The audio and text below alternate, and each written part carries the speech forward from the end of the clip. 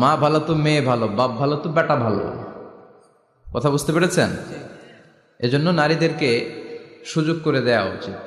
তারা যদি কোরআন সুন্নাহ জানে তাহলে ঘরের মধ্যে কোনো শিরকের ছোঁয়া থাকবে না। আর নারীরাই যদি বিপদগামী হয়, ওই ফ্যামিলিটা বিপদগামী হয়ে যায়।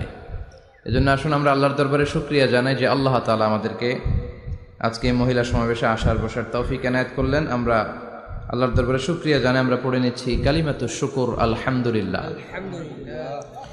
ছেলেরা আরো আওয়াজ করে পড়েন, ছেলেরা আলহামদুলিল্লাহ। আমরা আল্লাহর কাছে কামনা করছি যে আল্লাহ তাআলা শেষ পর্যন্ত যেন আমাদেরকে এই প্রোগ্রামে উপস্থিত থাকার তৌফিক এনায়েত করে এবং এই প্রোগ্রামের সর্বোচ্চটা যেন আমরা নিয়ে যেতে পারি। আল্লাহ তুমি তৌফিক দাও। আজকের এই প্রোগ্রামটাকে তুমি আমাদের নাজাতের ওসিলা বানাও। সম্মানিত ভাইয়েরা, আমি ছোট্ট একটা আয়াত তেলাওয়াত করেছি, ওয়াকারনা ফি বুয়ুতিকুন্না ওয়ালা তাবাররাজনা তাবাররুজাল জাহিলিয়াতিল